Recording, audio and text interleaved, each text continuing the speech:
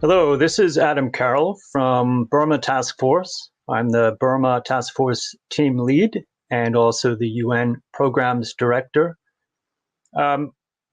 It's 1 year anniversary of the Burmese military coup, a brutal, ongoing occupation characterized with bombings, torture, mass arrests, and really a destructive force throughout Burma. Hundreds of thousands of Burmese and ethnic communities have been displaced, and there is no end in sight. So we have today 3 experts in the situation in the region. Very glad to have you. Hnin, Pwint from Burma Campaign UK, Chris Sidoti from Special Advisory Council, and also formerly of the UN fact-finding mission to Burma, and also Lwin of the Free Rohingya Coalition. And I'm going to say a bit more about each because they're very distinguished in their work. And we'll be allowing some minutes for presentation and then a discussion. What is the current character of the crisis? What do we need to focus on as people who are trying to improve the situation? Who is winning? How can democracy and human rights win? I was just reading in The Diplomat an article by Philip Anawit, former advisor to Myanmar's parliament and government, just came out today, and he's talking about how important it is for the international community to engage with the national unity government, the alternative to the military junta. He points out that that there's some hope that the ethnic armies are mentoring and supporting the People's Defense Forces, that there is some cause to hope, but are we anywhere near any kind of peace in Burma? So as we discuss, I'm going to introduce the speakers in order of their appearance. Hnin Pwint has been actively involved in advocating for human rights and democracy in Burma, currently working at Burma Campaign UK as Senior Advocacy Officer. Hnin has worked with families of political prisoners to bring international attention to their cases and has conducted extensive research on Burma's repressive laws. She has addressed parliamentarians in the UK and other countries, lobbied governments all over the world, and testified at a United States Senate hearing. The daughter of Ko Mya-ai, one of the leaders of the 88 Generation Student Group in Burma, Hnin has sought to raise her father's detention and the plight of more than 2,200 other political prisoners. Her father is being detained in the Insen prison in Yangon by the Burmese military, having been taken from his home in the early hours of February 1st, the first day of the coup, a year ago. Sorry about that anniversary, very painful. After she speaks, we'll be asking Chris Sidoti to speak. He is a human rights lawyer, advocate and teacher working from Sydney, Australia as an international human rights consultant. He has been a member of the United Nations Human Rights Council's independent fact-finding mission on Burma or Myanmar. Previously, from 1999 to 2013, he was principal facilitator and interlocutor in a human rights initiative between the government of Australia and the government of Myanmar. He's also been Australian Human Rights Commissioner, as well as director of the International Service for Human Rights, an important NGO based in Geneva, Switzerland.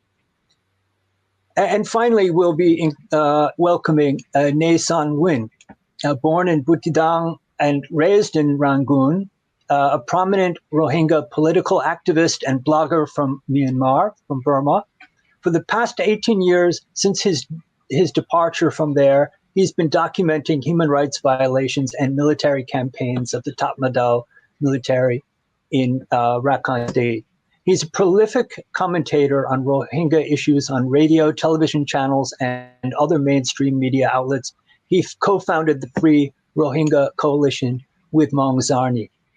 The coalition promotes boycotts, economic and diplomatic sanctions, and other solidarity actions, seeks international accountability for perpetrators of crime against humanity and genocide, and works to build a grassroots movement supporting a protected homeland.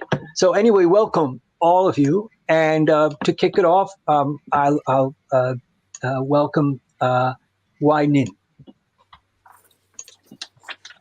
Thank you very much, Adem, and thank you so much for giving me this opportunity.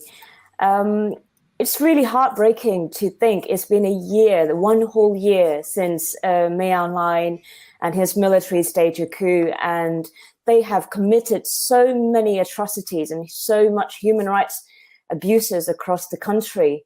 And of course, since then, nearly 1,500 people have been killed. And this figure doesn't include people who've been killed in ethnic areas. And today, there are more than 8,780 political prisoners sitting in prison. And we still don't know many of them and where they're being detained or their condition at the moment. But, you know, despite all the violence that the military have committed and continuous arrest of political activists and civilians, I like to say that Lwin hasn't been able to consolidate power or take full control of the country because people have been resisting in many ways possible. They have been banging pots and pans at night. They've been going on strike and refusing to pay electricity bill because the money goes to the military. And they're boycotting military businesses and also, of course, demanding international justice and international action and support. And yes, we have seen different rounds of action taken by the international community. And the latest news of the big oil companies like Total and Chevron pulling out of Burma is really encouraging. I would like to say it's a great achievement by the people of Burma, but we also know that there are so much more the international community can do and they should be doing to help people in the country. Activists, civil society organizations, and people from inside and outside the country have been demanding for 5 things from the international community. One is to stop the supply of arms and equipment to the military. We know that every weapon the military uses against our people came from abroad, based on foreign technology or made with foreign equipment. And of course, despite the fact that military has been breaking international law for decades, there is no global arms embargo on Burma. And I think around 140 countries in the world don't have arms embargo on Burma.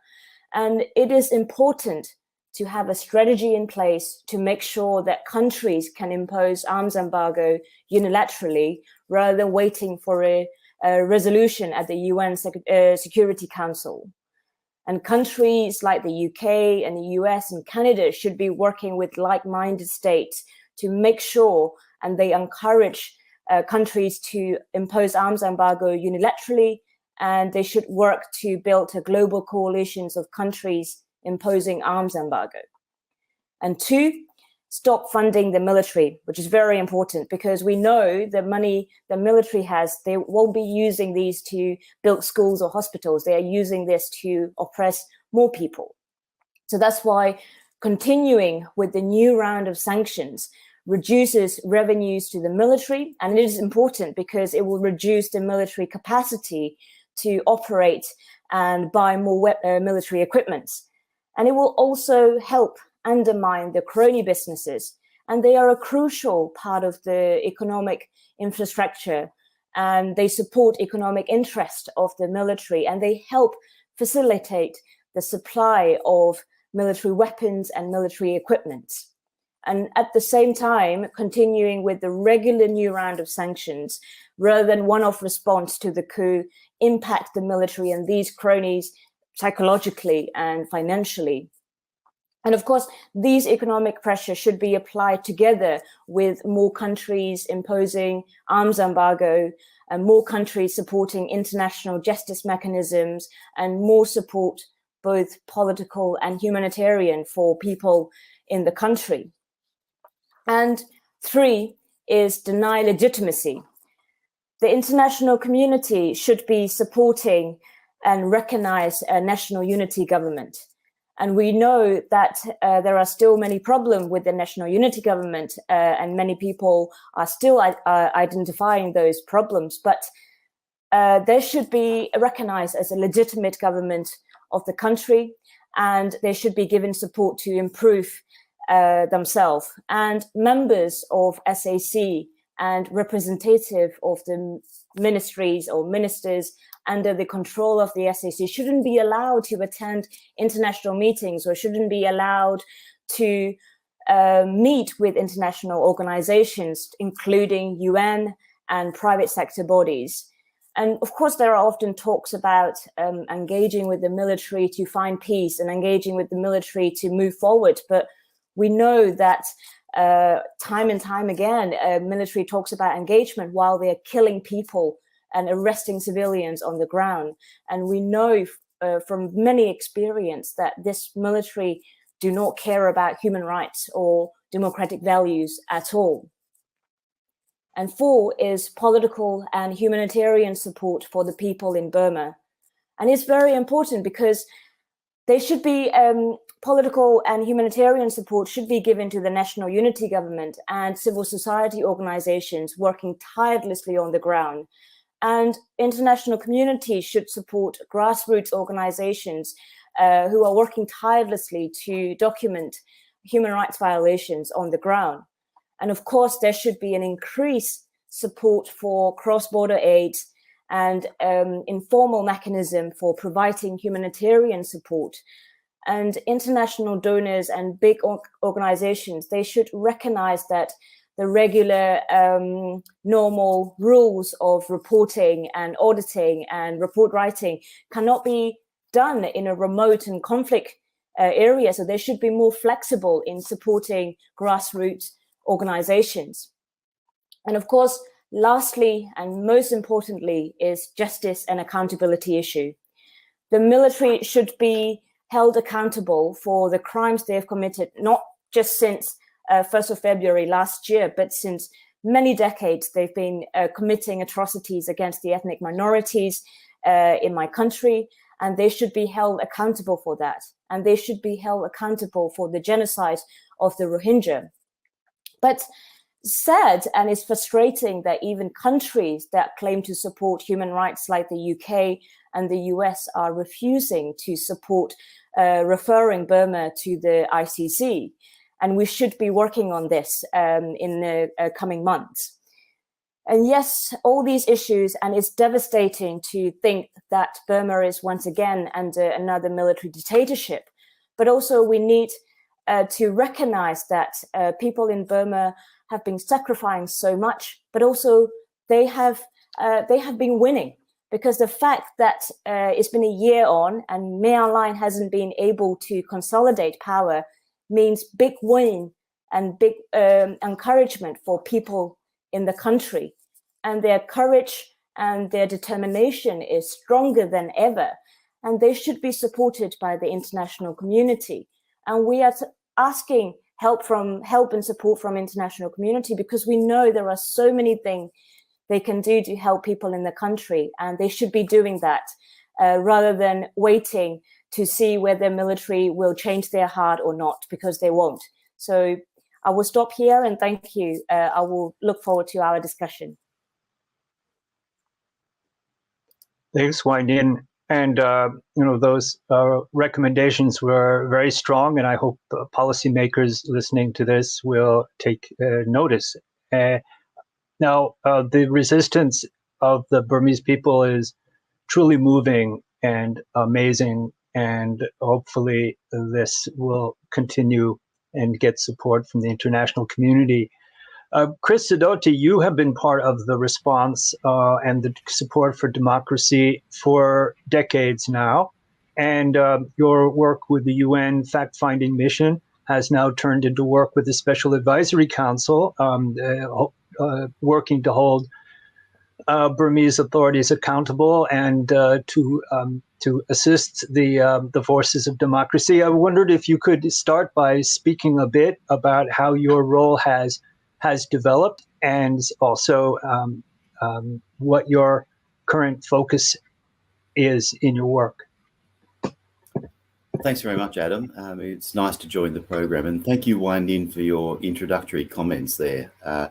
I can only begin by endorsing everything that you've said, including your very strong recommendations at the end. Adem, to go back to your question, yes, I've been involved with Myanmar now for more than 20 years. I started off, my first contact was dealing, in fact, with the military regime at the time, in the late 90s and the early 2000s, when their hold on Myanmar was essentially a stranglehold that it was almost impossible for any people locally to challenge. Subsequently, I continued my involvement during the early transitional period, as it was known at the time, working very much with the newly established Human Rights Commission in Myanmar. Then, as you've described, I was part of the United Nations Independent International Fact-Finding Mission on Myanmar. It worked between 2017 and 2019, reporting to the UN Human Rights Council. I worked then with two others, Marzuki Darusman from Indonesia, who was the chair, and Radhika Kumaraswamy from Sri Lanka. And we produced, with our secretariat, extremely substantive reports to the Human Rights Council and to the international community generally about the situation in Myanmar. When the coup began on the 1st of February, Young-hee Lee from Korea, former special rapporteur on Myanmar, contacted me, and Marzuki Darusman from Indonesia as well, and suggested that we three former UN mandate holders work together on Myanmar during this period. And we established the Special Advisory Council for Myanmar, and we have been working, I have to say, very heavily. It's been a far more arduous task than I had expected, and longer over the last 12 months. And I think perhaps it's that last point, far more arduous and longer than I had expected, that I need to begin my comments. I have to start, Adem, with two very humbling confessions of being wrong. When I woke up on the 1st of February last year, I was staggered when I heard the news of the coup being launched overnight. There had been rumours running around for days, but I never expected it for a minute. I rejected those rumours and much of the speculation. I thought that the military was rational. There was no rational basis for this coup. They had imposed a constitution on Myanmar. They had entrenched their power, even entrenching the constitution by providing that it could not be changed without a more than 3/4 majority of the parliament, and they controlled 1/4 of the seats. So they had veto power over the constitution. They had control of 3 ministries, the core ministries of defence, border affairs and home affairs. They had veto power in the Security Council of the Myanmar cabinet. They ran a large part of the economy and were making a lot of money. They had the advantage of Daw Aung San Suu Kyi as State Councillor and Foreign Minister, whose credibility persuaded the United States, the UK, the EU to lift sanctions on Myanmar, so that there had never been more money flowing into that country, and a large part of it flowing into the coffers of the military. I could not see any rational basis as to why the military would stage a coup. Why bother when they had it all their way anyway? It was totally irrational. The Myanmar military does not work on a logical basis like the rest of us do. There was no reason to stage the coup other than the wish for unfettered power. The personality clashes between the State Councillor, Daw Suu, and the military commander-in-chief, Min Aung Hlaing. The wish to have even more of the good wicket that they were on at the time. So it was illogical, it was irrational. The military already had a substantial level of control in Myanmar, but they wanted everything. That's what it comes down to at the base. My second confession is that I thought the coup would be consolidated and the opposition would collapse within a month or two. When we established the Special Advisory Council for Myanmar, I thought this was a short-term commitment to try to provide such support for the opposition movement as we could, the democratic movement, over a short period of time before the inevitable happened. That's what had happened previously in Myanmar history. In 1988, in 2007, people had a strong longing for democracy and for freedom. And the military had squashed that longing brutally on each occasion when it was expressed. And I thought the same would happen again. I was wrong. I was absolutely wrong.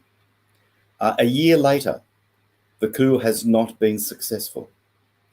The democracy movement is thriving. The people are more united and more determined than ever. Much has changed in the last 10 years. First and foremost, a new generation has come up, a generation that has experienced contact with the outside world, that has seen the benefits of democracy, that has had a small taste of freedom, even within the constraints of the 2008 Constitution. And for them, there was no going back. We've seen over the last 10 years the Rohingya tragedy in 2016, 17, and continuing. And that certainly provides many powerful lessons for other ethnic nationalities in Myanmar.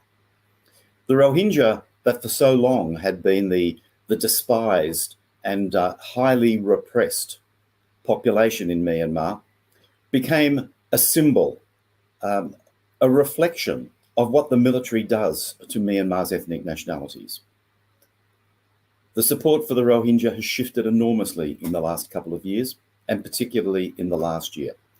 And other ethnic minorities now recognise that they have a common experience in dealing with this brutal military, and that they will only break away from military repression by working together. The National League for Democracy itself has changed. Dorsu, as we know, is imprisoned, detained, and not able to have contact with her colleagues. But in her absence, others in the NLD have stepped forward to take a leadership role, whereas in the past, they were not able to do so. And they have reached out to the ethnic nationalities parties and to the broad sweep of the democracy movement in Myanmar. I have never seen such unity amongst Myanmar people. Across the ethnic divisions that the military has exploited so successfully over the last 50 or 60 years, those divisions are becoming less and less relevant now, as all of the various groups of Myanmar peoples combine to oppose this common foe, this brutal military, and their attempts to impose their will upon the nation. So that's a change. And that's a very positive development that a year after the coup began, we now see being expressed through the National Unity Government. So Myanmar constantly surprises, at least it constantly surprises me. The efforts that have been made by the people over the last 12 months have been unique in Myanmar history. They express a determination that we have never seen before. We are seeing the military responding as it has always responded, with the same levels of brutality and the same tactics. One of the things that in the UN fact-finding mission we comment on when looking at the Rohingya crisis was that the military tactics against the Rohingya were certainly far more intense than had been found elsewhere and far more widespread, but essentially the tactics were the same. They were the same tactics that the military had used against ethnic nationalities for the last half century. And now we are seeing those tactics being spread even further throughout the country. But the military is stretched thin. It's struggling to respond to ethnic armies that are active in many parts of the country: Karen State, Karenni State, Kachin State, Chin State. If war resumes in Arakan State, Rakhine State, against the Arakan army, we will see a very different situation. Already, we are seeing this unity being expressed towards the Rohingya people themselves. The National Unity Government has recognised them as Rohingya, a people, has apologised for the support provided to the military in the past, and has indicated that the Rohingya are entitled to citizenship, to a place in Myanmar's future, and to justice for what has happened in the past. Other ethnic nationalities are acknowledging that. In a recent interview, even the commander of the Arakan army in the same part of Myanmar has expressed openness to the Rohingya returning as citizens of Myanmar. So we have seen fundamental shifts in the last 12 months, brought about in response to the coup. The suffering is going to continue. It's going to continue for a long time. In another interview this week, the Prime Minister in the National Unity Government talked about his hope for victory by the end of this year. He said he expected victory much sooner, but now realises that it will take time. We cannot underestimate the brutality of the military. We cannot underestimate the determination of the democratic movement in Myanmar and all the peoples of Myanmar, but we must also acknowledge that the suffering that they will continue to endure will be extreme. Our responsibility as people outside Myanmar is to support and encourage the democratic movement and the peoples of Myanmar in every possible way. And Hnin has indicated how we can do that and how we have failed to do it in the past. Maybe the third surprise, the third confession I have to make is that I have underestimated the willingness of the international community to respond. I hope I get that surprise over the next year. Thank you. Thank you, Chris Sidoti, for bringing a lot of clarity to this complex situation and bringing up some signs of hope and opportunity that we should work with. As we start to speak about the Rohingya and their ordeal, their genocide, we're going to first take a really brief break for identification and promotion purposes, and we'll be right back.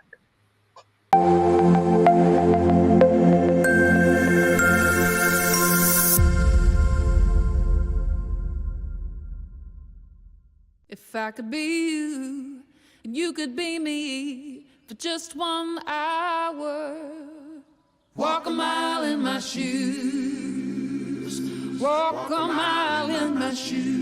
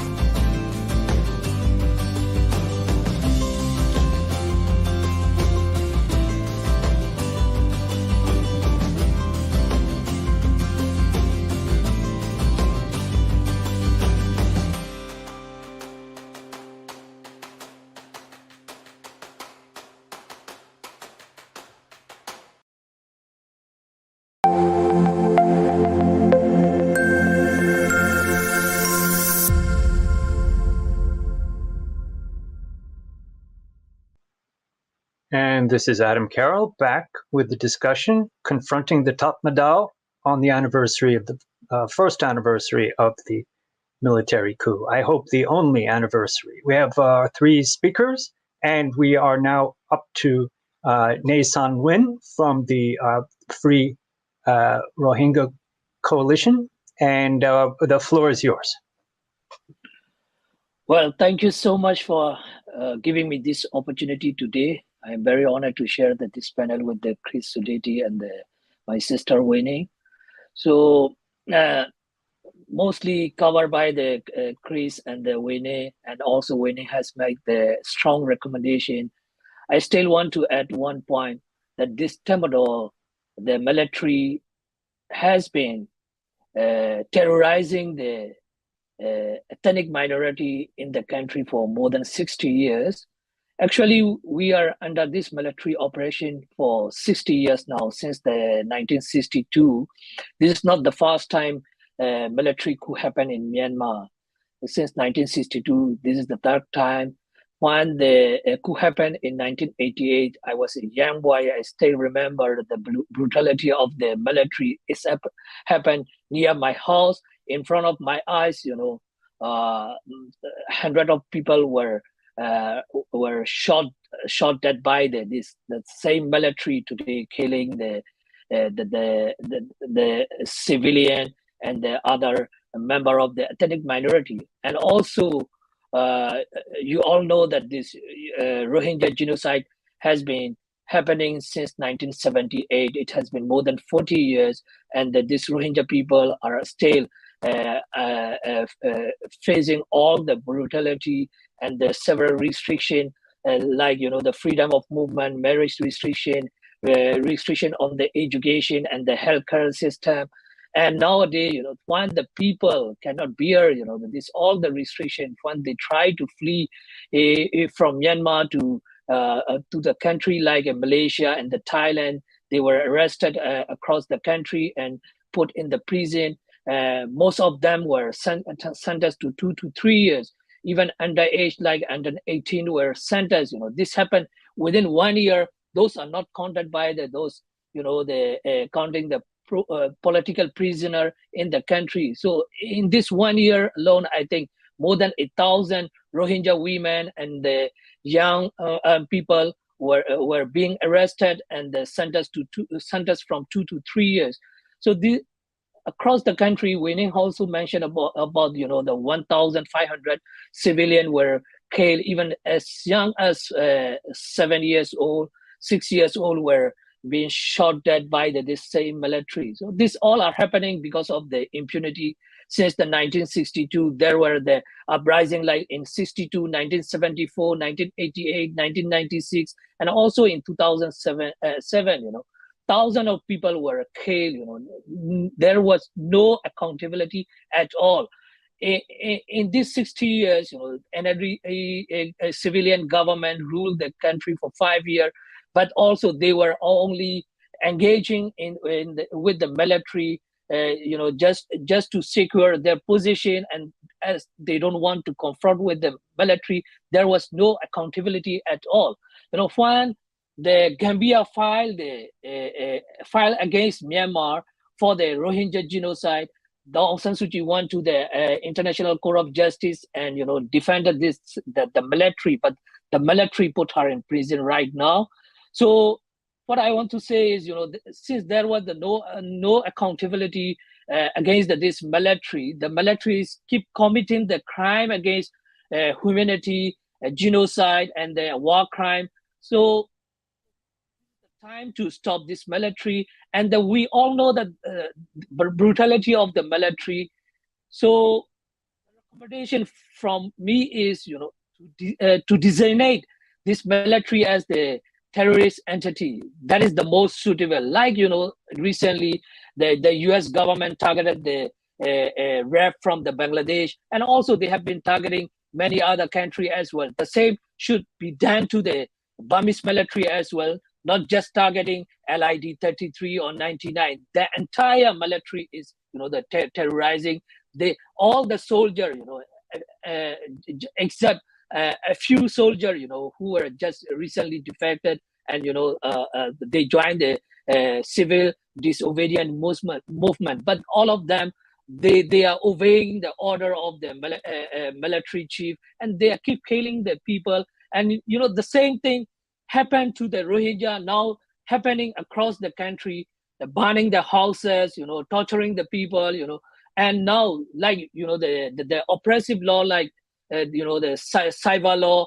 Now they are going to control everything, even for the VPN. they are going to punish, they are going to try for 3 years or at least 1 year, and that the fine is 5 million. And also, since the coup, the social media were blocked. So this country is slowly moving like, the North Korea. This should not be happen. And when it comes to the action, the West, always they focus, now happening in Ukraine, immediately, the foreign secretary, U.S. foreign secretary went there, and, they are protecting the Ukrainian people.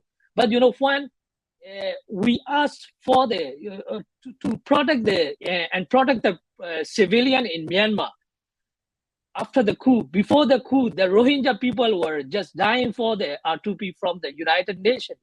Nobody really cared for this 850,000 Rohingya fled to Bangladesh. Now, 10,000 of people, displaced in Myanmar.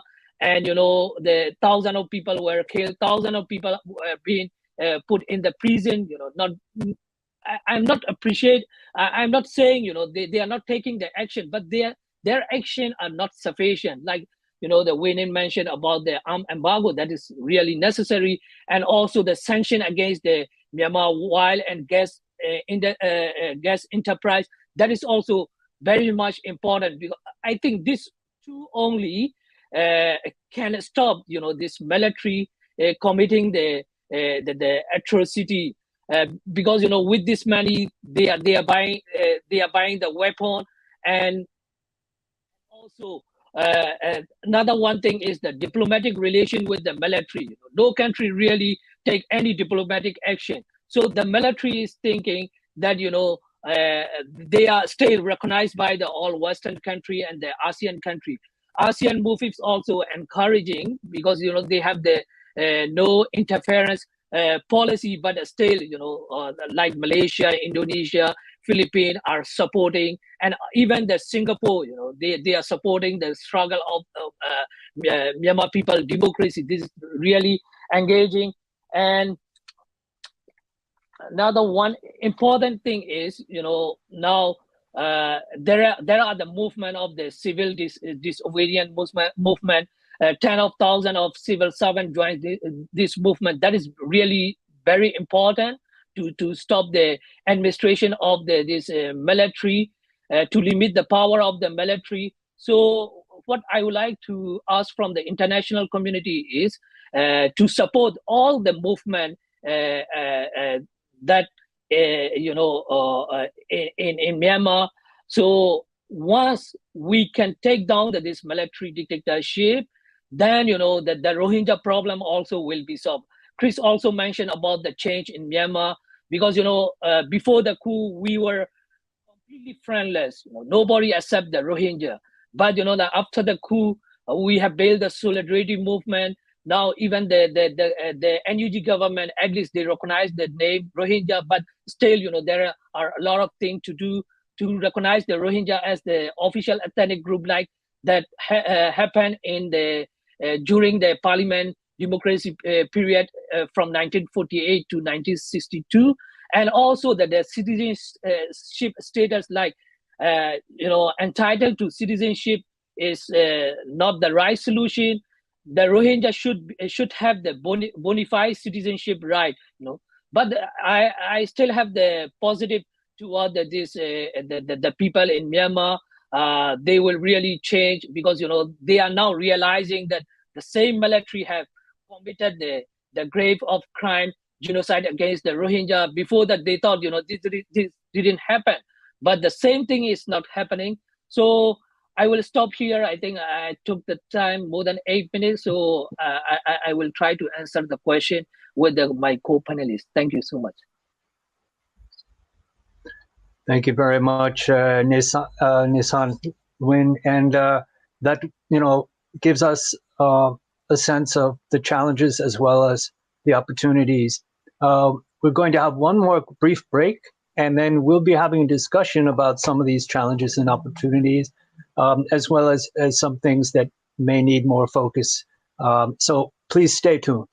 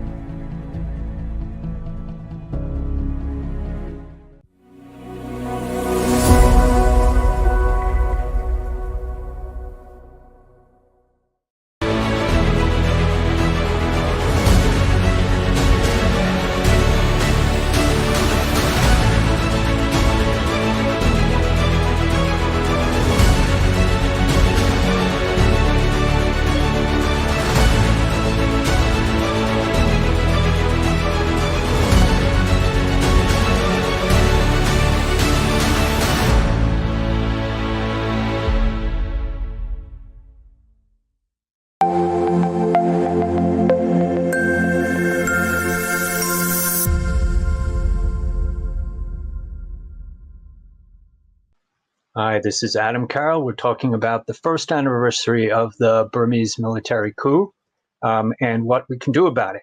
Our expert panelists have been speaking, and we're up to the exchange and some Q&A.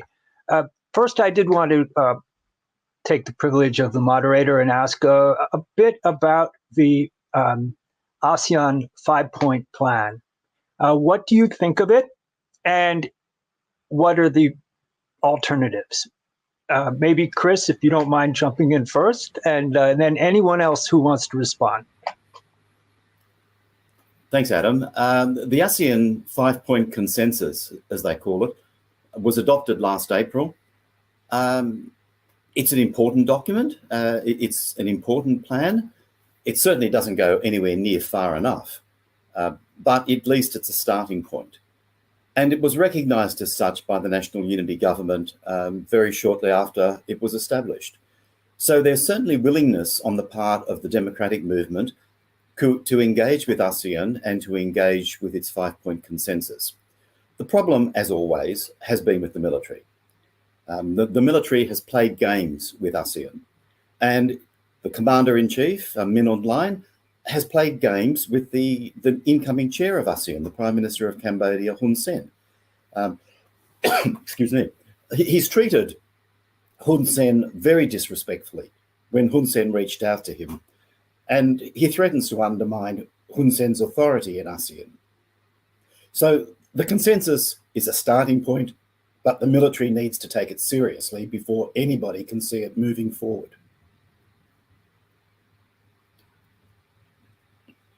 A tweet from the government.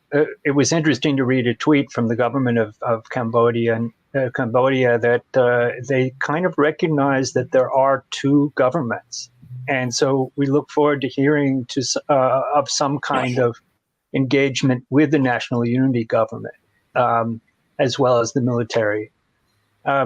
Regarding ASEAN or any other peace plan, then there's the whole other aspect of the profit motive. The Tatmadaw have always run enormous conglomerates and profited from land grabs and various businesses, not only arms sales, but other businesses as well, illicit and illicit. And so I know that was included when it was very important to see it included in the fact-finding mission report that you helped draft a few years ago. And so I did want to give you the opportunity of just making comment on the economic profit motive and what role that plays. The economic side continues to be extremely important. Here too, Myanmar has changed over the last 10 to 20 years, and the military no longer dominates the economy as it used to, but it's still a major economic actor, and its conglomerates, its very big holding companies, Myanmar Economic Holdings and Myanmar Economic Corporation, continue to be major economic actors. And of course, since launching the coup, the military has also sought to take control of the tax base, rents and interests and dividends paid by other companies operating in Myanmar. So one of the things that we at the Special Advisory Council have seen as very important is cutting off the cash flow to the military, depriving them of their source of funds. And that remains a very, very high priority. The announcement by Total and Chevron are important announcements in relation to the oil and gas sector. Important announcements that have been a damn long time coming. But we have seen a great deal of movement by business. In many respects, I think we've seen more responsibility on the part of business than we have on the part of many governments and the United Nations itself. We need to encourage that, to cut off the cash flow so that the military feels the pressure, the economic pressure of its actions. Thank you, Chris. And I know you have to run in just a moment. I'll ask Hnin if you'd like to jump in here and comment. I think the economic interest is huge. So that's why, when we are talking about targeting military companies and when we are talking about targeting military or cronies, because it's very important. And, you know, my country is a very rich country with a lot of natural resources, but look at the situation on the ground in terms of health and education. Military hasn't provided anything. So the more money they get, the more that they will use on buying more weapons. And that's why imposing arms embargo is important. And I go back to the point of around 140 countries in the world don't have arms embargo. So it's important, of course, for keep working on different rounds of economic sanctions on military companies and military businesses. But at the same time, we need to identify which country is supplying arms to the military. And it's not only just weapons we are talking about, not guns. We are talking about the technology that is used to track people or other spywares situation as well. So we need to identify those countries and make sure that they impose arms embargoes on Burma. So that has to happen together with economic sanctions and arms embargo. So that's my thoughts on that. Yeah, thanks, Hnin. And I wanted to invite Sharifa Shakira, my colleague at Burma Task Force, to ask a question of Lwin. We'll continue just for 5 more minutes, I think. Sister Sharifa, please. Sure. Hello, everyone. Again, my name is Sharifa. I am a Rohingya refugee as well. So again, thank you so much for all your inputs to all the speakers. So my first question will be with the military in power. With the military in power, is there any hope for Rohingya to return home with citizenship? And what is the relationship between the Arakan army and military? Yeah, do you want me to answer, Sharifa?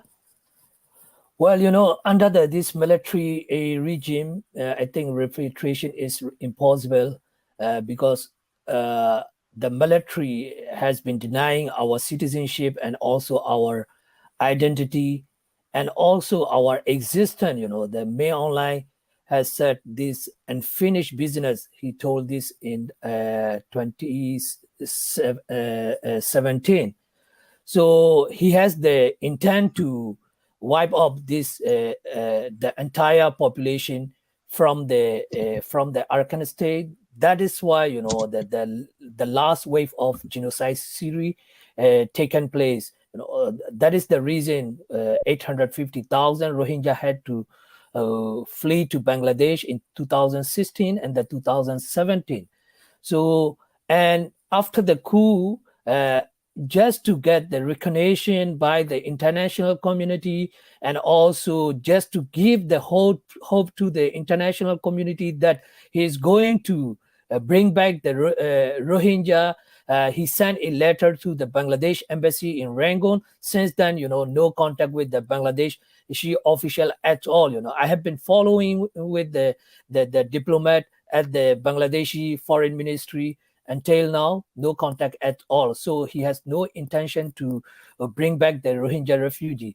So in regard to the relationship between Arakan army and the military, they have the temporary ceasefire. But since the Arakan army is extending, their military presence inside the Arakan state, and now at least they are, they became like the government administrative body in at least in 9 townships, and they have their own judiciary system, taxing system. So they are like the small government there. So I think, and also the Arakan army is talking about the greater autonomy and possibly the independence. So I think in a few months, maybe there will be a clash again between the military and the Arakan army, because the military, they don't even accept the federal. So confederation and the independence is impossible. So there will be a clash. And so we are like, now the situation for the Rohingya is like, we have the state actor, military, non-state health actor like Arakan army, and also in some places, like in the border area, there is the Rohingya Salvation Army. So that the Arsar presence is very small, but since, as I mentioned, Arakan Army is like a government, and some places, there is the peace between the Rohingya and the Rakhine Buddhists, but in many places the people are suffering, same as the military, but we are not talking much for the sake of the peace between the two community. But now there are some independent, the investigation going on. We have also the IIMM. There are the people reporting. So one day we will see a big report what they are really doing. And also before the coup, there were engagement between the Rohingya activists and the Rakhine activists. We had the joint declaration, but after the coup, most of the things were changed. And nowadays we are reading the interview with the Arakan Army chief. He started denying the Rohingya identity, which is the basic fact of the genocide. Denying your identity means you are targeted. So he said he respects the human right and the citizenship of the Rohingya, but at the same time he is denying the Rohingya identity. That means he is simply he's not respecting the self-identifying right.